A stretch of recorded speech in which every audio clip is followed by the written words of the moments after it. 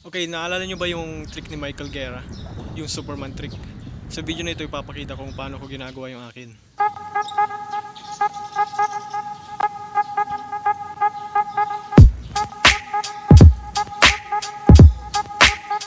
Obviously, gawin nyo to sa safe na lugar, sa malawak. At may tatlong bagay kayo na dapat malaman. Dapat alam nyo na kung paano mag one hand,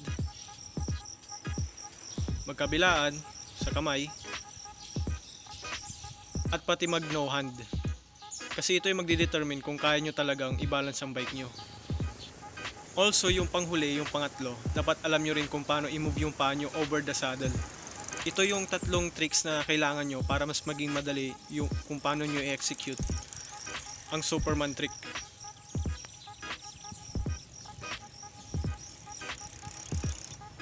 Okay, magandang i-practice yung Superman trick sa mabilis na pacing.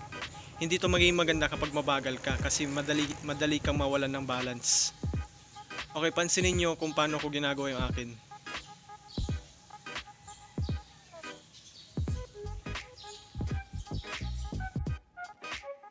Okay, kung mapapansin nyo, sinisimulan ko to sa pag-urong ng katawan ko, tapos sinasandal ko yung bewang ko dun sa saddle. Then bibitawan yung paa. Okay, gawin natin medyo mabagal. Iurong ko yung katawan ko, ilalapag, then saka bibitawan yung paa.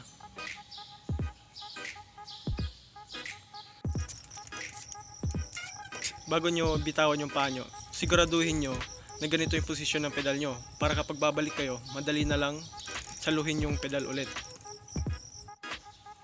Papansin nyo, ganun yung posisyon ko lagi dun sa pedal kapag bibitawan ko na yung paa ko. Okay, kung isasandal nyo yung bike, yung bewang nyo, gawin nyo sa side, wag sa gitna.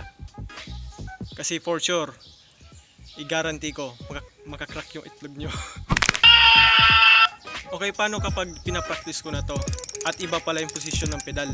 Parang ganito, napalayo yung pedal sa pagpapractice ko.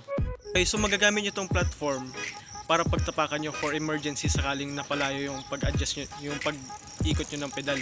Mapapansin nyo, yun yung ginagawa ko kapag napalayo yung pedal para at least makabalik ulit ako kaagad. Okay, so ano bang tamang seat height para sa trick na to? Recommend ko na lang yung nakasanayan yung seat height. Pag gagawin nyo na to on the road, madali na lang, gagawin nyo na lang. Okay, kapag ipapractice nyo na to, siguro mapapansin nyo ganito yung tsura nyo.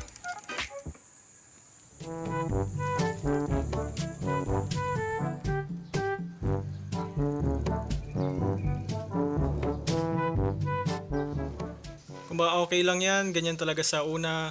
Mga beginners na ipapractice to, muscle memory lang talaga ang sekreto dito. Okay, yan na lang yung kailangan nyo malaman sa Superman trick. Kung may ideas kayo or comment or tanong, ilagay nyo na sa comment section. Like nyo na lang kung nakatulong yung video. Subscribe na rin kayo kasi nagpo-post ako 1 to 2 videos a week. And thank you for watching. Kita-kita na lang tayo next week. And always, ride ready mga kaibigan.